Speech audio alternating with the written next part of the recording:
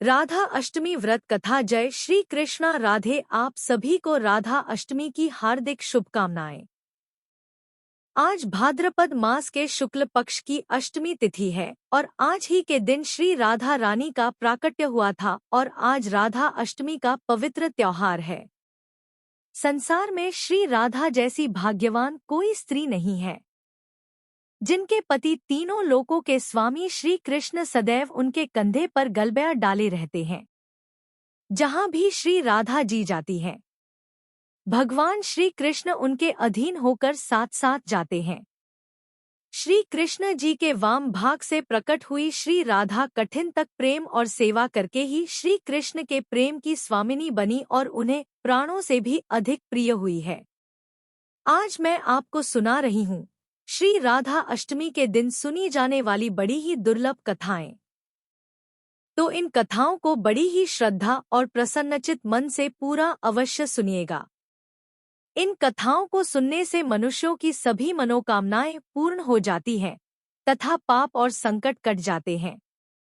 जो पुण्य 1000 कुमारियों के विवाह से प्राप्त होता है, यानी 1000 कन्यादान करने से जो पुण्य फल मिलता है, वह राधा अष्टमी का व्रत एक बार करने से मिल जाता है। अगर पापी मनुष्य भी इस व्रत को भोग पूर्वक या भक्ति पूर्वक करता है, वह भी अपने 1 करोड़ परिवार के सदस्यों के साथ भगवान विष्णु के लोक में जाता है। ब्रह्मवर्त पुराण के अनुसार रा का अर्थ है पाना और धा का अर्थ है मोक्ष। अर्थात श्री राधा जी के नाम जप से ही श्री कृष्ण और मोक्ष की प्राप्ति हो जाती है। पूर्व काल में श्री राधा ने संत सुरंग पर्वत पर 1 सहस्त्र दिव्य युगों तक निराहार रहकर तपस्या की। इससे वे अत्यंत दुर्बल हो गई। भगवान श्री कृष्ण जी ने देखा कि श्री राधा चंद्रमा की एक कला के समान अत्यंत कृश हो गई है। तब भगवान श्री कृष्ण करुणा से द्रवित होकर श्री राधा को छाती से लगाकर फूट फूट कर रोने लगे। भगवान श्री कृष्ण ने श्री राधा को वर देते हुए कहा, राधे तुम्हारा स्थान मेरे वक्ष स्थल पर है, तुम यहीं रहो, मुझसे तुम्हारी अविचल प्रेम भक्ति हो। सौभाग्यमान प्रेम गौरव की दृष्टि से तुम मेरे लिए सबसे श्रेष्ठ और सर्वाधिक प्रियतमा बनी रहो। संसार की समस्त युवतियों में तुम्हारा सबसे ऊंचा स्थान है। मैं सदा तुम्हारे गुण गाऊंगा, पूजा करूंगा। तुम सदा मुझे अपने अधीन समझो। मैं तुम्हारी प्रत्येक आज्ञा का पालन करने के लिए बाध्य रहूंगा। जैसे आभूषण शरीर की शोभा है, उसी प्रकार तुम मेरी शोभा हो।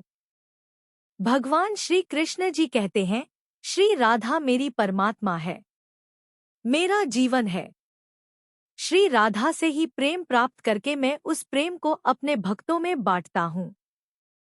भगवान श्री कृष्ण जी की सेवा से ही श्री राधा जी ने सबसे अधिक मनोहर रूप, सौभाग्यमान गौरव तथा श्री कृष्ण के हृदय स्थल में स्थान, उनका पत्नीत्व प्राप्त किया है।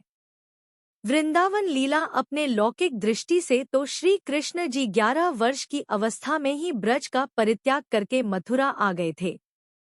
इतनी छोटी अवस्था में स्त्रियों के साथ प्रणय की बात कल्पना में ही नहीं आती और अलौकिक जगत में श्री राधा कृष्ण दोनों सर्वथा एक ही हैं। फिर भी भगवान ने ब्रह्मा जी को श्री राधा के दिव्य विग्रह का दर्शन कराने का वरदान दिया था। उसकी पूर्ति के लिए उन्होंने ब्रह्मा जी को एकांत वन में श्री राधा के दर्शन कराए और वहीं ब्रह्मा जी के द्वारा रसराज कृष्ण और महाभाव रूपी राधा की विवाह लीला भी संपन्न हुई। यह विवाहिता श्री राधा जी सदैव ही भगवान श्री कृष्ण के संग रहती हैं, परंतु छिपी रहती हैं। केवल कृष्ण कृपा होने पर ही साधक को इस युगल जोड़ी के दुर्लभ दर्शन होते हैं। पौराणिक कथाओं के अनुसार राधा माता गोलोक में श्री कृष्ण जी के साथ निवास करती थी। एक बार देवी राधा गोलोक से कहीं बाहर गई। जब वापस आई तो देखा कि कृष्ण भगवान गोलोक में नहीं है। उस समय भगवान श्री कृष्ण अपनी एक सखी विराजा के साथ गोलोक में घूम रहे थे। यह बात जब राधा जी को मालूम हुई तो उन्हें गुस्सा आया और वे सीधे उनके पास पहुंच गई। वहां पहुंचकर उन्होंने भगवान श्री कृष्ण को बहुत भला बुरा कहा। राधा जी का यह व्यवहार भगवान श्री कृष्ण के मित्र श्रीदामा को बुरा लगा और उन्होंने राधा जी को पृथ्वी पर जन्म लेने का श्राप दे दिया। राधा रानी को इतने गुस्से में देखकर कृष्ण भगवान की सखी विराजा भी वहां से चली गई। इस श्राप के बाद राधा रानी ने बदले में श्रीदामा को श्राप देते हुए राक्षस कुल में जन्म लेने का श्राप दे दिया। राधा रानी के द्वारा दिए गए श्राप के कारण ही श्री दामा का जन्म शंखचूर्ण दानव के रूप में हुआ था। दानव कुल में जन्म लेने के बाद भी भगवान विष्णु का अनन्य भक्त बना। वहीं दूसरी ओर राधा रानी ने भी पृथ्वी पर वृषभानु के घर पुत्री के रूप में जन्म लिया। लेकिन राधा रानी वृषभानु जी की पत्नी देवी कीर्ति के गर्भ से नहीं जन्मी थी। दरअसल जिस समय श्रीदामा और राधा रानी ने एक दूसरे को श्राप दिया तब भगवान श्री कृष्ण जी ने राधा रानी से कहा, है राधे, अब आपको पृथ्वी पर देवी कीर्ति और वृषभानु जी की पुत्री के रूप में रहना है। इसके आगे भगवान श्री कृष्ण ने राधा रानी से कहा कि जब आप विवाह के योग्य हो जाएगी तो आपका विवाह मनुष्य के अवतार में रायण नामक एक वैश्य से होगा। हालांकि वह भी मेरे अंश अवतारों में से ही एक होगा। आप धरती पर भी मेरी प्रियतम बनकर ही रहेगी, परंतु हम दोनों को वहां बिछड़ने का दुख सहन करना होगा। हे राधा रानी, अब आप धरती पर जन्म लेने की तैयारी करें। सांसारिक दृष्टि से देवी कीर्ति गर्भवती हुई और उन्हें प्रसव भी हुआ। लेकिन देवी कीर्ति के गर्भ में योग माया की प्रेरणा से वायु का प्रवेश हुआ और उन्होंने वायु को ही जन्म दिया। जब वह प्रसव पीड़ा से गुजर रही थी तो उसी समय महादेवी राधा रानी एक प्यारी सी कन्या के रूप में प्रकट हो गई। जिस दिन राधा रानी प्रकट हुई वह भाद्रपद शुक्ल पक्ष की अष्टमी का दिन था। इसलिए भाद्रपद शुक्ल पक्ष अष्टमी को राधा रानी अष्टमी के रूप में जाना जाता है। इस दिन भगवान श्री कृष्ण और राधा रानी की पूजा की जाती है। इस व्रत को करने से हमें सभी सांसारिक सुख आनंद प्राप्त होते हैं। मान्यता के अनुसार इस व्रत को करने से धन की कमी नहीं होती और घर में बरकत बनी रहती है। आइए अब मनोकामनाओं को पूरी करने वाली राधा अष्टमी की बड़ी ही दुर्लभ कथा को सुनते हैं। आप लोग बड़ी ही श्रद्धा से पूरी कथा सुनिएगा। एक गांव में रमा नाम की एक स्त्री थी। उसके विवाह को 5-6 बरस हो गए थे, लेकिन उसकी कोई संतान नहीं थी। एक बार श्री राधा अष्टमी का उत्सव आया। गांव की औरतें बरसाना जा रही थी। औरतों ने कहा कि तुम भी बरसाना चलो। राधा रानी बड़ी दयालु है, तुम्हारी गोद जरूर भर देगी। वह स्त्री कई महीनों से घर से बाहर नहीं निकली थी, इसलिए उसके पति और सास ने भी उसे जाने की आज्ञा दे दी। बस उसने मन में ठान लिया कि राधा रानी मेरी गोद जरूर भरेंगी। जिस दिन उसे जाना था उसी दिन उसके पैर में चोट लग गई, चला भी नहीं जा रहा था। फिर भी वह स्त्रियों के संग यात्रा पर चली गई। सारे रास्ते राधा कृष्ण जी का जाप कीर्तन करती हुई गई और बरसाना पहुंचकर नहा धोकर राधा जी के मंदिर में जाने के लिए तैयार हुई। राधा जी के महल में जब जाते हैं तो ऊपर बहुत सी सीढ़ियां चढ़नी पड़ती है। रमा जैसे ही सीढ़ियां चढ़ने लगी तब वह स्त्रियों से बोली कि तुम लोग आगे चलो, मैं धीरे धीरे सीढ़ियों से आ रही हूँ।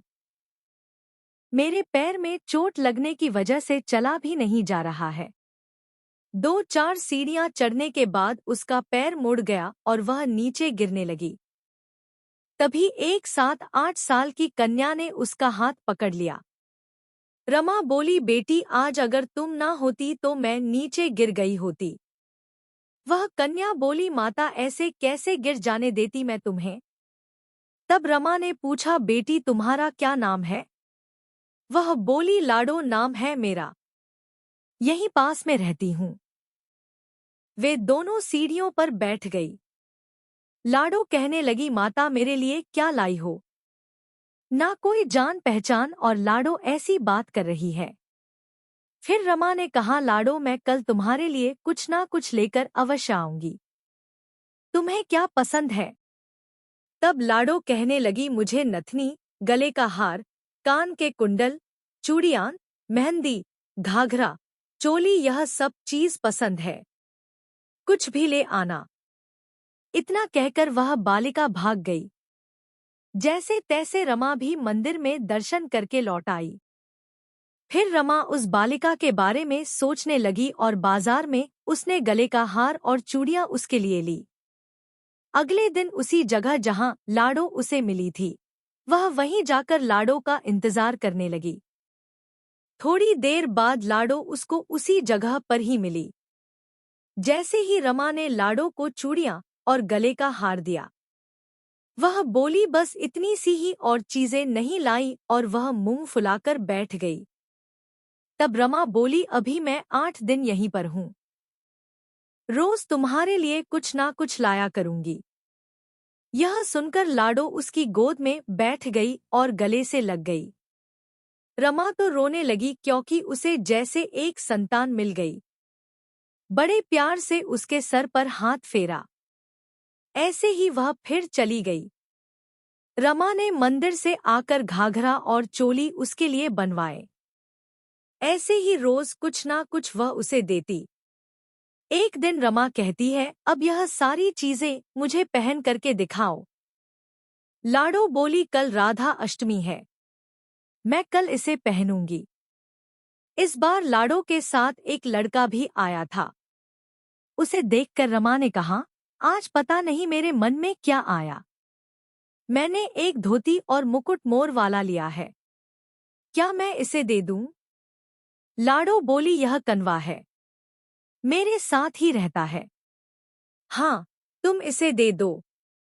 ऐसा कहकर वे दोनों सामान लेकर चले गए। अगले दिन राधा अष्टमी थी। जब रमा सीढ़ियों पर आई, वहां उसे आज कोई नहीं मिला, ना वो लाडो और ना ही वह लड़का। बहुत इंतजार के बाद जब वह मंदिर में पहुंची तो वहां बहुत भीड़ थी। कीर्तन और नृत्य हो रहा था। इसी तरह भीड़ को चीरती हुई वह आगे पहुंची और वहां पहुंचकर वह राधा जी को देखा और ठाकुर जी को देखा। रमा ने जो जो चीजें लाडो को दी थी, वही सारा सामान राधा कृष्ण जी पहने हुए थे। वह पत्थर सी हो गई। आंखों से आंसू बहने लगे। बात समझते देर ना लगी कि वह लाडो राधा जी और कना कृष्ण जी हैं। स्वयं जगत के पालनहार उसके पास आते थे। राधा जी उसकी गोद में बैठती थी और उसे मातृत्व का सुख प्रदान करती है। वह तो जैसे बाबरी सी हो गई। दिन रात लाडो लाडो कहती रहती, पुकारती रहती। वह स्त्रियों से बोली, तुम लोग घर जाओ, मैं नहीं जाऊंगी। उसकी सास और पति भी उसे लेने आए पर वह साथ नहीं गई। अब तो प्रतिदिन वह सीढ़ियों पर बैठे बैठे आंसुओं से सीढ़ियां धोती पलकों से बहारती थी। ऐसा करते करते उसे 30 वर्ष हो गए। एक दिन एक बालिका उसका हाथ पकड़कर ऊपर अटालिका में ले गई। वहां जाकर बोलती है, लो आ गई मैं ही हूँ तुम्हारी लाडो। ऐसा कहकर बाहें फैलाकर रमा को बुलाने लगी और अपने गले लगा लिया। उस दिन रमा ऐसे गले लगी कि इस पार्थिव शरीर को छोड़कर सदा के लिए अपनी लाडो के पास चली गई। बोलिए श्री राधा कृष्ण भगवान की जय। बोलिए श्री बरसाने वाली की जय। एक बार नारद मुनि ने पृथ्वी लोक पर राधा नाम की महिमा सुनी और सुना कि वह श्री कृष्ण की सबसे बड़ी भक्त है। नारद जी को लगता था कि वह श्री हरि के सबसे बड़े भक्त हैं। अपने मन की शंका का निवारण करने के लिए नारद जी श्री कृष्ण जी के पास गए। श्री कृष्ण जी तो अंतर्यामी है। समझ गए कि नारद जी के मन में क्या शंका चल रही है। श्री कृष्ण जी ने सोचा, नारद जी को राधा रानी के प्रेम और भक्ति का अनुभव करवाना ही पड़ेगा। जब नारद जी श्री कृष्ण जी के पास आए तो श्री कृष्ण अपना सिर पकड़कर बैठे थे। नारद जी ने श्री कृष्ण जी से पूछा कि प्रभु आपको क्या हुआ है। तब श्री कृष्ण जी कहने लगे कि नारद जी मेरे सिर में बहुत दर्द है। नारद जी ने पूछा कि प्रभु आपके इस दर्द का निवारण कैसे होगा। तब श्री कृष्ण जी ने कहा कि अगर कोई मेरा सच्चा भक्त अपने चरणों को धोकर उसका चरणामृत मुझे पिला दे तो मेरे सर का दर्द ठीक हो जाएगा। नारद जी सोचने लगे कि मैं श्री हरि का सच्चा भक्त हूँ, लेकिन श्री कृष्ण को अपने चरणों का चरणामृत पिलाने से मुझे नरक तुल्य पाप लगेगा, इसलिए ऐसा पाप मैं अपने सिर पर नहीं ले सकता। नारद जी ने रुक्मणी जी से और बाकी रानियों से इस समस्या को कह सुनाया, लेकिन कोई भी इस पाप को अपने सिर पर लेने को तैयार ना हुआ। नारद जी को राधा रानी की याद आई कि वह भी तो श्री कृष्ण जी की सच्ची भक्त है। नारद जी ने जाकर सारा प्रसंग राधा रानी को सुनाया। राधा रानी ने उसी समय एक पात्र में जल लेकर अपने चरणों को धोकर वह जल नारद जी को दिया और कहा कि जल्दी से जाकर इसे श्री कृष्ण जी को दे दो। राधा रानी नारद जी से कहने लगी, मैं जानती हूँ कि इस बात के लिए मुझे नरक तुल्य पाप लगेगा। राधा रानी आगे नारद जी से कहती है, श्री कृष्ण के दर्द के निवारण के लिए मैं कोई भी पाप अपने सर पर लेने को तैयार हूँ। नारद जी श्री कृष्ण जी के पास गए तो श्री कृष्ण मंद मंद मुस्कुरा रहे थे। अब तक नारद जी समझ गए थे कि राधा रानी श्री कृष्ण से निश्चल प्रेम करती है और उनकी सबसे बड़ी भक्त है तथा श्री कृष्ण यह सारी लीला मुझे यह एहसास कराने के लिए ही रची थी। बोलिए श्री राधा कृष्ण भगवान की जय। अब आइए मनोकामनाओं की पूर्ति करने वाली राधा रानी की सच्ची कथा को सुनते हैं। यह कहानी है बरसाना की, जहां राजेश्वरी श्री राधा रानी जी का जन्म हुआ था। बरसाना में श्री राधा जी का एक मंदिर है जिसके पास एक सेठ जी रहा करते थे। सेठ जी बहुत ही संपन्न थे क्योंकि उनके पास सब कुछ था। आलीशान दुकान, भव्य भवन, 3 बेटे और 3 बहुएं। सेठ जी यूं तो हर तरीके से साधन संपन्न थे, लेकिन फिर भी उनके मन में बड़ा दुख था। उन्हें हमेशा लगता था कि शायद उनकी एक पुत्री भी होती। उन्हें लगता था अगर उनकी एक पुत्री होती तो वे अपने मन की सारी बात अपनी पुत्री को बताते और पुत्री को बहुत दुलार करते। कुछ समय पहले ही सेठ जी की पत्नी का देहांत हो गया था, इसलिए सेठ जी बहुत अकेलापन महसूस करते थे। सेठ जी हमेशा अपने घर के पास स्थित मंदिर में श्री राधा जी के दर्शन करने जाया करते थे। एक दिन जब सेठ जी मंदिर में श्री राधा जी के दर्शन करने गए तो उसी दिन मंदिर में एक संत पधारे थे। सेठ जी को कुछ उदास देख संत ने सेठ जी से पूछा, उदास क्यों हो बेटा? सेठ जी बोले, महाराज मेरी कोई बेटी नहीं है, इसलिए मैं उदास हूँ।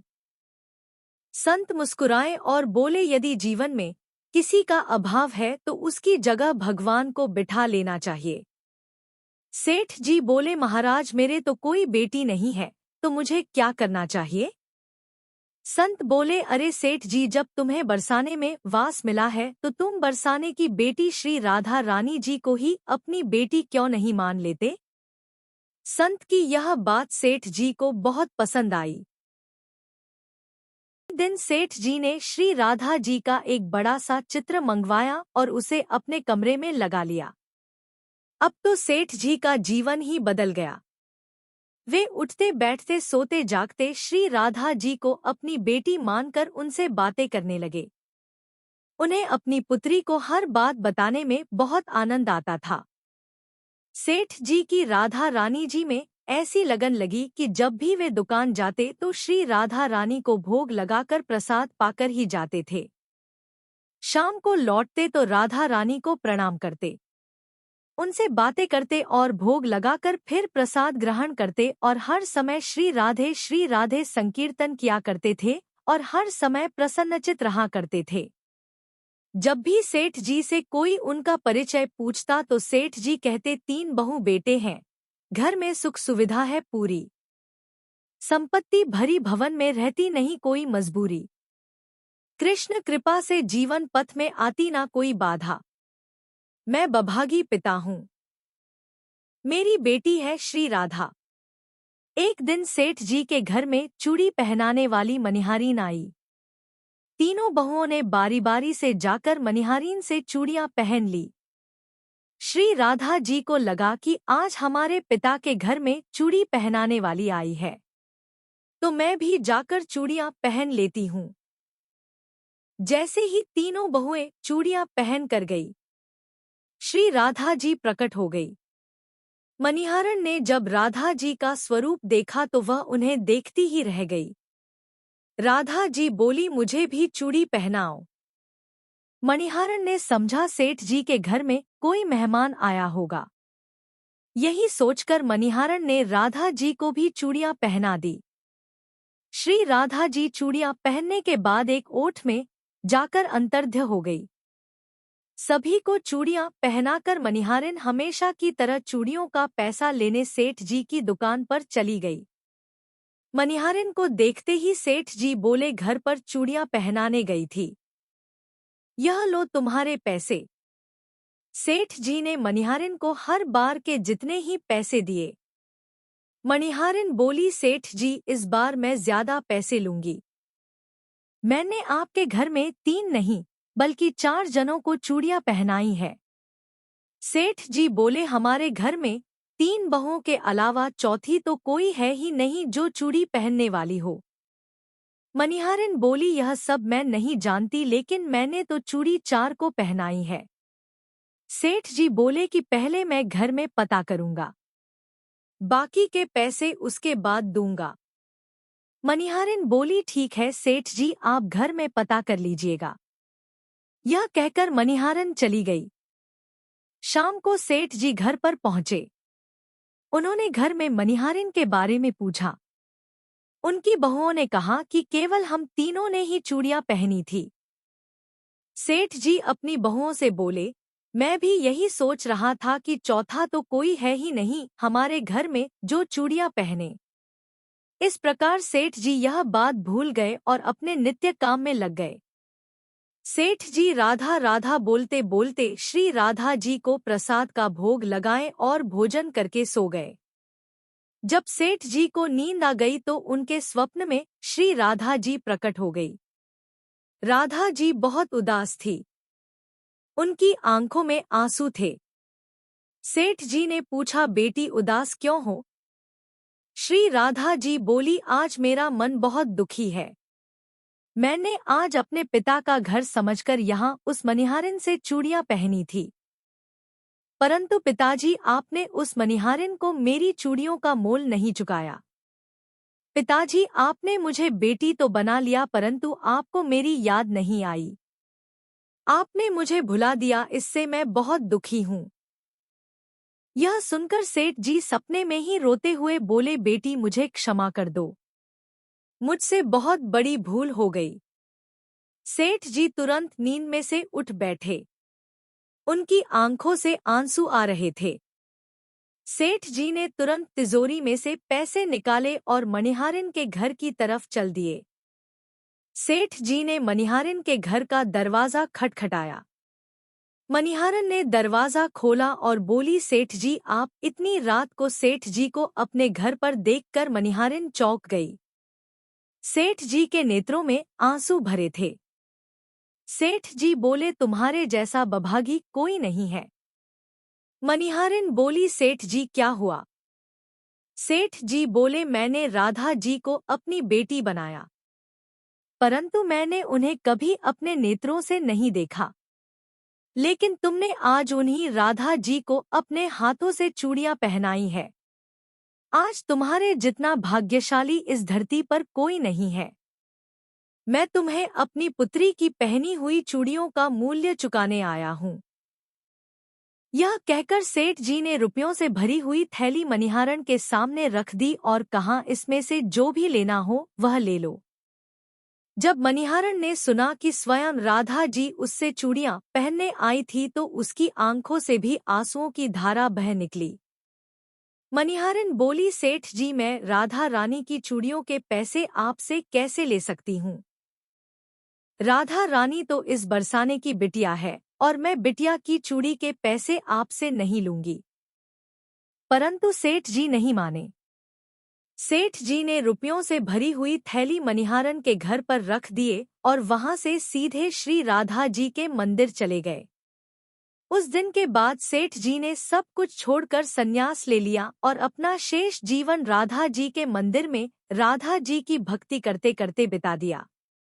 जय श्री कृष्णा। अगर वीडियो पसंद आई तो हमारे चैनल को सब्सक्राइब करें और कमेंट में राधे राधे लिखना ना भूलें। धन्यवाद।